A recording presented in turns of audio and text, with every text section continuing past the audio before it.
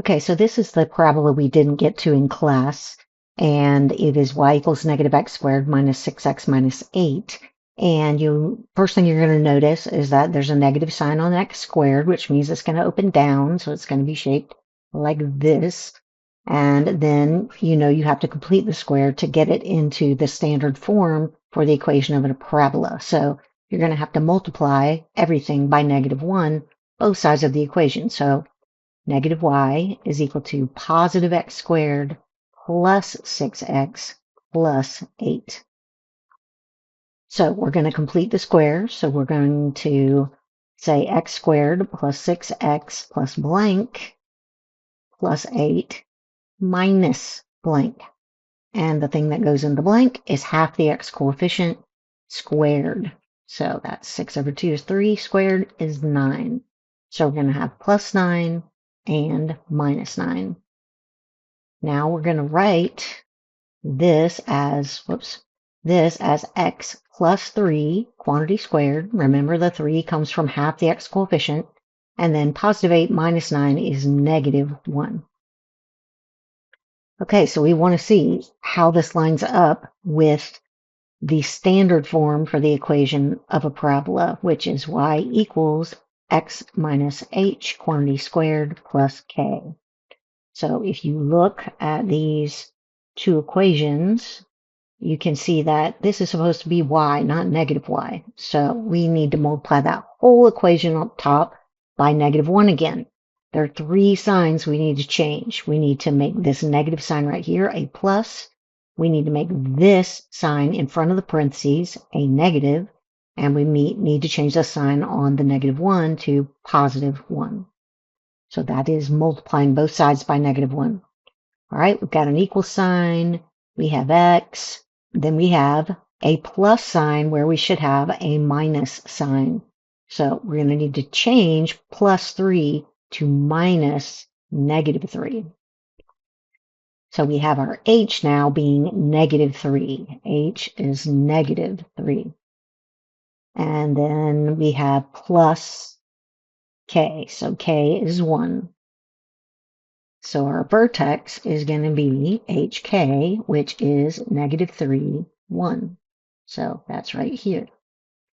Okay, now we're going to remember that our vertical axis of symmetry is going to be x equals h, which is -3. So x equals -3 is going to be our axis of symmetry.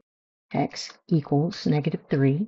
And now we're just going to pick a few more points to see what this parabola looks like. I'll start out with x equals 0. If you put 0 into the equation, you're going to get y equals 0 squared minus 6 times 0 minus 8.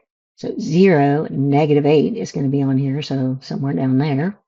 We'll try -1. If you use -1 in there for x, you have y equals -1 squared minus 6 times -1 minus 8. And that's going to be 1 plus 6, which is 7, minus 8 is -1. So the point -1, -1 is going to be on this parabola. And I should have used my axis of symmetry to find another point for that bottom point. So I know that if -1, -1 is on this parabola, there's another point on the other side of that axis of symmetry, exactly like it, 2 spaces away. And then for this point down here, I know there's another one on the other side of that axis of symmetry, 3 spaces away. That's going to be over here somewhere, kind of. All right, so now we can just draw that like that, and that looks terrible, but hard to draw on the computer. All right, so that's it. That's all you have to do. It's really keeping track of those pluses and minuses in the standard form to make sure you get the correct vertex. Okay, when we did this problem in class, we had the wrong problem. Sorry about that. It's supposed to be 2x plus 3y equals -4 for that first equation. So I'm just going to run through it real quick again, just to make sure you're not confused. So you have 3 equations and 3 unknowns. You want to pick 2 equations and cancel one of the unknowns. So I'm going to use the second 2 equations, x minus 2z is equal to -3, and 2y minus z is equal to -6. I'm going to multiply the second equation by -2, so that I can cancel those z's. So this equation's not going to change. It's still x minus 2z equals negative 3. The second equation becomes negative 4y plus 2z is equal to 12. And if you add those two equations together, the z's go away, and you have x minus 4y is equal to 9. So I'm going to use that equation with the other equation I haven't used yet, which is this one, which is also in x and y. So I've got 2x plus 3y equals negative 4. And then the equation I just got, x minus 4y equals 9. And I'm going to multiply the second equation by negative 2 so that I can cancel out the x's. So I'll have 2x plus 3y equals negative 4. And then I will have negative 2x plus 8y is equal to negative 18. And when I add that up, I'm going to have 11y is equal to negative 22. So y is going to be negative 2. Now I'm going to take that y and plug it back into one of these equations to get one of the missing values. So I'm going to put y in right there. So 2 times negative 2 minus z equals negative 6. And so that means that negative 4 minus z is negative 6. So negative z is negative 2, which means that z is 2. So now I'm going to put that back into the second equation to find out what x is. So x minus 2 times 2 is equal to negative 3. So x minus 4 is equal to negative 3, which means that x is 1. So I've got 1, negative 2, 2. And real quick, I'm just going to go ahead and see if those actually do work in these equations. So 2 times 1, this is the first equation, equation A, 2 times 1 plus 3 times negative 2 equals 2 minus 6, which is negative 4, and that's correct. Second equation, equation B, x is 1, so 1 minus 2 times 2 is 1 minus 4, which is negative 3. That is correct. And then for the last one, 2 times y, 2 times negative 2 minus 2 is equal to negative 6, and that is also correct. I know that this coordinate triple is correct for this system of equations, and it's the only one that's going to work. There are no other coordinate triples that will work in this system of equations. Okay, let's try this one. Here I'm going to take the B and C equations, 2x minus 3z equals negative 5, and I'm going to multiply this C equation by negative 2 so that I can cancel my x's. So negative 2x plus 4y is equal to negative 12. And when I add that together, I'm going to have 4y minus 3z is equal to negative 17. Now I have another equation in y and z, except I don't.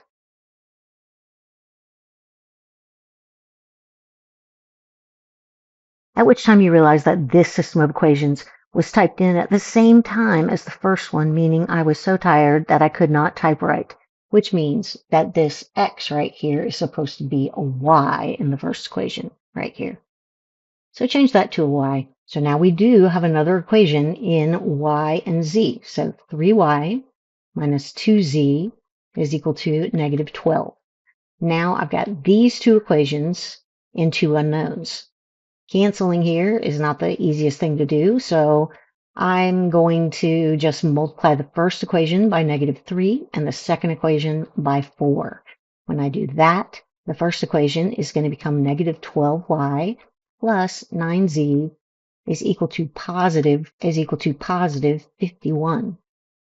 Then 4 times 3y is 12y minus 8z is equal to negative 48. And when you add these up, you're going to get z is equal to 3. And so now you'll go back and see if you can find out what x and y are. I'm going to put z into the second equation. 2x minus 3 times 3 is supposed to equal negative 5. So that's 2x minus 9 equals negative 5. So 2x is equal to 4, which means that x is 2. Now I'm going to take that x and put it back into the third equation to find out what y is. So 2 minus 2y equals 6. So negative 2y is equal to 4, which means that y is equal to negative 2. So my coordinate triple is going to be x, y, and z. And I can quickly check that those all work. 6 minus 6 is negative 12. 4 minus 9 is negative 5. And 2 plus 4 is 6. So it does work in all three equations. Okay, so we had to rush through this part in the Tuesday class. So I'm going to go through this carefully to make sure you understand how to do these problems. So we talked about that in our number system, the value of a digit is based not only on the value of that digit itself, but on the placement of that digit. What is the sum of the digits in the numeral 374? Well, that's 3 plus 7 plus 4, which is 14. The sum of the digits is something that is going to be talked about in these word problems we're about to do, but it really has nothing to do with the value of that number, 374. The value of the number is based on the value of each digit and where that digit is located in the number, what order the digits are in. So if I look at that number 374 and I say, what's the value of the 3? The value of the 3 is not 3, it's 300 because of where the 3 is in the number. The 7 is worth 70. The 4 is just worth 4 times 1 because it's in the ones place. If I switch the numbers around, if I change it to 437, now the value of the 3 is actually 30 because it's in the tens place. The value of the 7 is only 7 this time because it's in the ones place. So, as I was saying, the placement of the digit makes a difference in the value of the number. And sometimes we don't even say the words, the value of the number. We just say the number 437. But what we're saying when we say 437, we're explaining the value we place on this arrangement of symbols, 437. So this is the understanding you have to have if you're going to be able to do these word problems we're about to do so that they make sense. So the sum of the digits in a two-digit counting number is 11. If the digits are reversed, the new number is 27 greater than the original number. This gets confusing, so we're going to write down exactly how to represent each of the things we're talking about in this problem. So we're going to call our ones digit in our two-digit counting number, we're going to call the ones digit U. We're not calling it O because O looks like a 0, and that's not convenient. All right, we're going to call the tens digit T, because that is convenient. And then we're going to talk about the value of the number. Now, the tricky thing about the value of a number is that when you write the digits 2 and 5 next to each other, what does that mean? That means 2 tens and 5 ones. It means 25. But if you write the two digits T, U next to each other, that means something completely different. That means multiply T times U. So you can't place letters next to each other the way you place digits next to each other. And so this is where the confusion comes in, because if you try to express this two-digit counting number that we don't know the value of as TU, that will be incorrect. You can't explain the value that way because that would be T times U. So in other words, you'd be saying a number like 25 is actually worth 2 times 5, which is 10. That's not true. So what is the value of the original number? The value of the number we're talking about. The value of the original number, that is the value of the number that has U in the ones place and T in the tens place, is 10T plus U. That's the value of a number if its ones digit is U and its tens digit is T. So when I write the number 25 and I want to talk about what is the value of that number, I have to multiply 2 times 10 and then add 5 to that. That's when I get 25. Whatever digit is in the tens place, you have to multiply it by 10 to get its value. whatever digit is in the ones place is worth 1 times that value.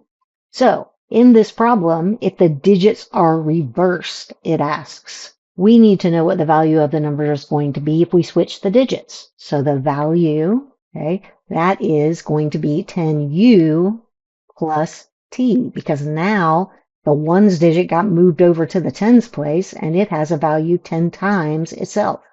And the tens digit got put in the ones place, so now it's just worth t. Let's read the problem again. The sum of the digits in a two-digit counting number is 11. That's an easy equation to write because we know the digits. They are u and t.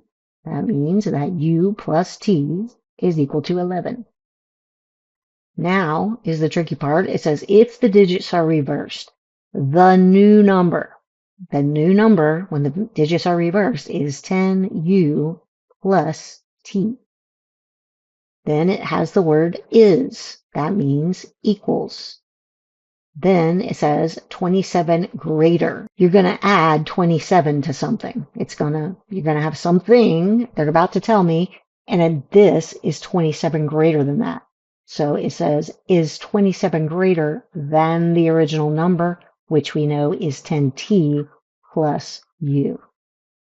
So those are our two equations that we have to solve. 10u plus t is equal to 10t plus u plus 27. That's kind of a mess. So I'm going to move the u's and the t's to the left side of the equation and leave the constant on the right side. So I'm subtracting 10t on both sides, and I'm subtracting u on both sides. And when I do that, I'm going to get 9u minus 9t is equal to 27. And then I have my original u plus t equals 11 up there. So these are my two equations. I'm going to multiply the first equation by negative 9. So I'm going to have negative 9u minus 9t is equal to negative 99. And 9u minus 9t is equal to 27. If I add those together, the u's cancel and I end up with negative 18t is equal to negative 72. So t is equal to 4. And if t is equal to 4 and u plus t adds up to 11, that means that u must be 7. So my number has a ones digit of 7 and a tens digit of 4. So my number is 47. It's easy to check this because we can just go back to the original problem and make sure it works. So I'm looking at 47. It says, if you flip those digits and you make it 74, the new number is 27 greater than the original number was. And that's true. If 47, if you add 27 to that, you're going to get 74. So it's true that if you have the number 47 and you flip the digits, the new number is 27 greater than the original number. So the answer is 47. Okay, I'm going to go ahead and run through this second example that we didn't get to. Sum of the digits of a two-digit counting number was 9. So it's a two-digit counting number. T is the tens digit. And U is the ones digit. And the first thing they tell me is that the sum of the digits is 9. So T plus U is equal to 9. When the digits were reversed, the new number was 45 less than the original number. So the value of the original number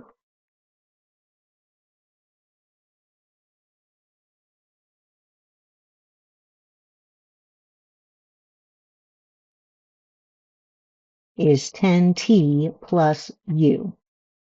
The value of the number with its digits reversed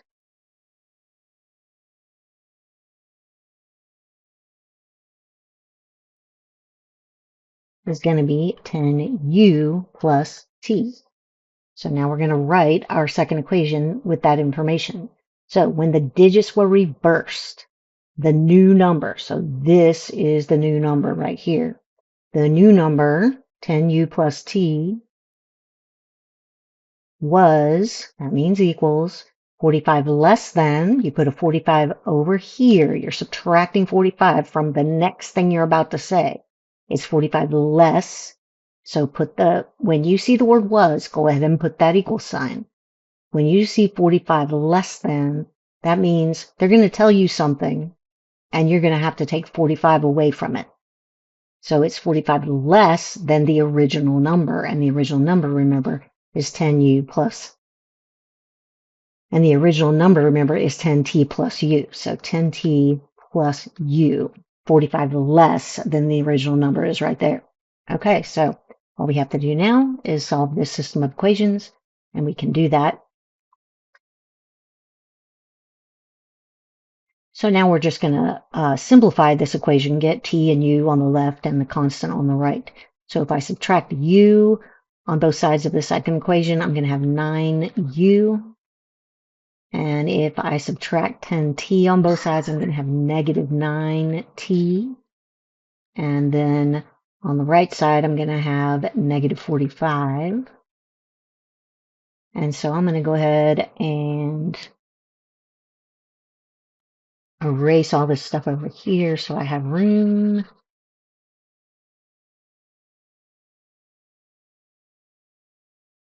So that is t plus u is 9. Negative 9t plus 9u is negative 45.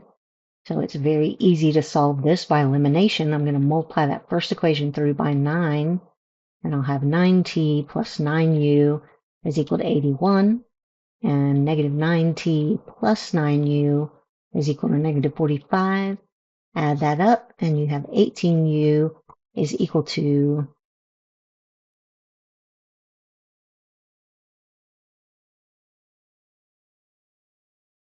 36, so u is equal to 2. And since t plus u is 9, that means that t is 7. So the number is 72. And I can easily see that if I have the number 72 and I reverse the digits and make it 27, that actually is 45 less than 72. So I know I did it right.